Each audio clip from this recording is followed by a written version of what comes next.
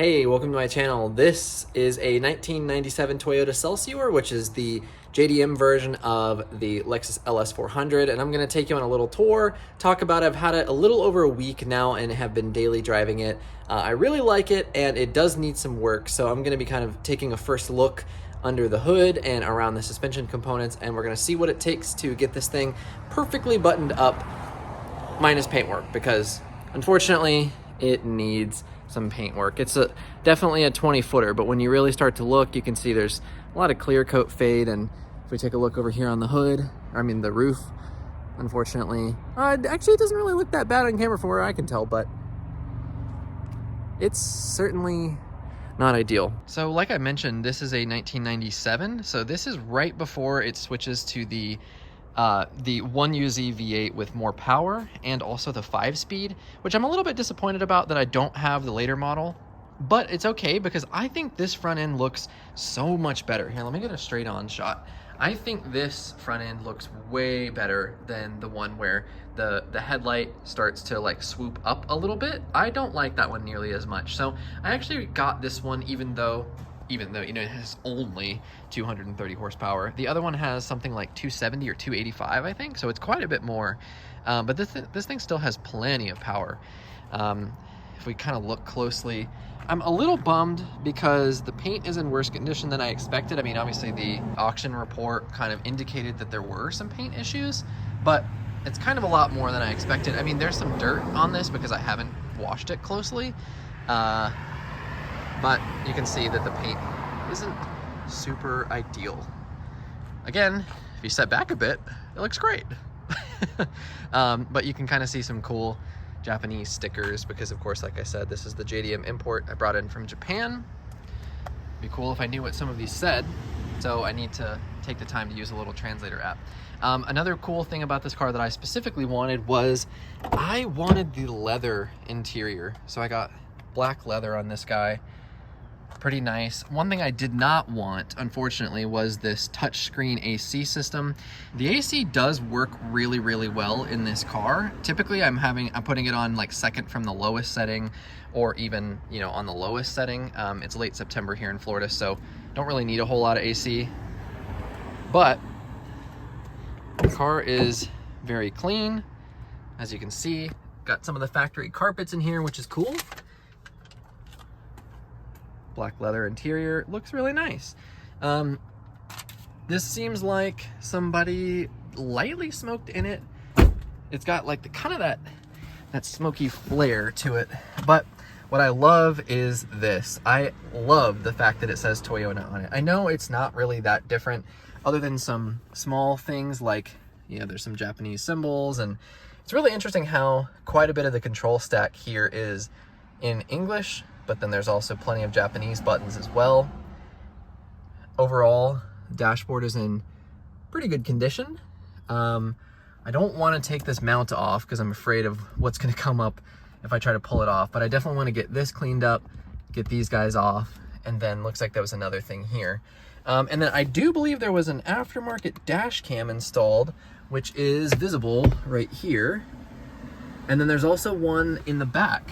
You can see the wire hanging down, and the cord, the camera itself is disconnected. But overall, the leather is in decent shape. I mean, obviously there's some crinkles and stuff like that. Back seat looks pretty nice. It needs to be cleaned. Definitely it's not perfect leather, but it's good enough for me to be really happy with it. Now, one of the best things about this car is check out this mileage. And also the steering wheel comes down too. It's pretty lit. So 117,000 kms. That's so awesome. So this particular one being 117,000 kilometers is about 78,000 miles roughly. So this is a 1UZ V8 Toyota with less than 100,000 miles on it. Pretty epic. This is what I was talking about where I mentioned I did not want this particular model because it has the AC integrated in the touchscreen, and apparently it's really difficult to swap this out. You can find the AC controls that are more narrow, that kind of take up this space, which leaves you with, if I'm not mistaken, the one DIN, like single DIN space for like a stereo, which would be pretty lit. Because the other crazy thing is that the radios in these cars are frequencies that are a heck of a lot lower than ours. So I actually don't even know. Oh, here we go. It's up there. You can see that like the highest it will go is like 88 megahertz. Let's see, 89, I think like 89. There we go. Oh, now it's mad. Uh-oh, what did I do? Oh, I think it's telling me power savings because the battery is flipped on. But my point being that it only goes to about 89, 90 megahertz, and then it flips back down to like 77 megahertz because JDM cars, the radios don't pick up that much of the US band. So that's kind of a bummer. In these older cars, if your tape deck doesn't work, you're pretty much boned, especially in a case like this where your AC controls are integrated into the dash. As you probably already saw, there's some imperfections that are kind of annoying. Like this is, of course, right where your elbow goes, and that's itchy. Then there's the little bit of kind of fade down in there. And so there's minor things like that. This was an auction grade 3, so not, you know, perfect. There's also 3.5 and 4 that these cars could fall under. Really, really nice examples are gonna fall in the 4 category. 3.5 is pretty dang nice. 3 is acceptable, and then anything below that, you're not really gonna wanna get your hands on. I think these wheels are just so like executive looking. I don't know, these Celsiors came with quite a few different wheel options. The other thing that I got is the UCF 20 model. So this is the one without the air suspension. This one has regular coil springs front and rear, which is something that I wanted because it's a pain in the ass to retrofit. So if you have the air suspension version, apparently it is, apparently it's really nice, but it's not like that much better than the coil sprung version. So I specifically wanted coil springs because, like I said, it's a giant pain in the ass to convert it and expensive from what I understand. And I just wanted regular shocks and struts. So here we are. So this is a simple little tour of my UCF 20 Celsior. I will probably end up selling this car at some point in the future. The other thing is that I do believe this car is fairly rust-free. This is the first time I'm actually looking underneath it, which is kind of amazing. Looks pretty good. We'll take a look at the front. This is actually helpful for me to use the camera under here and see it, but it looks pretty good. I'm not mad at that. Obviously the exhaust is fairly rusty, but overall the cross members and tie rods, the control arm, the crazy looking control arm up there, all looks fine. So pretty stoked on that. Like I mentioned, I want to do some work to this thing. It needs new brakes because they wobble pretty bad. They got some kind of warp action going on. I also would like new shocks and, you know, just bellows and bump stops and all that kind of stuff all the way around.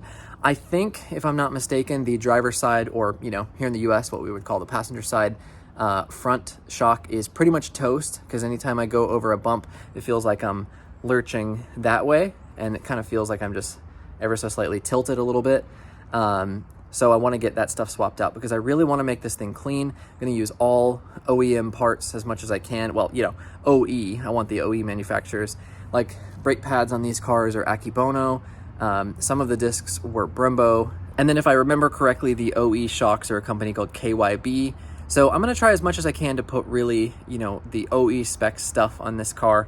I just really want to make it a nice daily driver because inevitably I'm going to sell this thing, and I want to make sure that it's been well taken care of in my ownership so that whoever gets it next will be proud of it.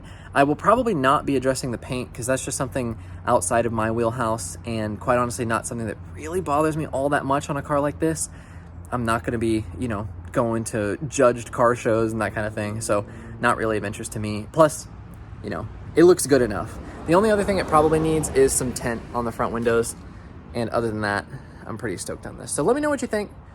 Do you like LS400s and Celsiors? Which one do you think is cooler? Which year do you like? Do you like these early, like kind of mid-90s UCF 20s? Do you like the UCF 10s? What do you like? I'd definitely be interested to hear more. Please consider subscribing to the channel. I'm going to do more videos on just cool, interesting projects. I have a turbo BMW E46 wagon build coming all in one video. That will be hopefully in a few weeks' time. You're going to see everything start to finish on a project that's taken me nearly 10 months. So that will be coming soon. Also, probably more interesting JDM stuff in the future, maybe some track days. Anything that involves cars and motion and having fun, that's what you can find on this channel. So with that, I look forward to seeing you in the next video. Peace.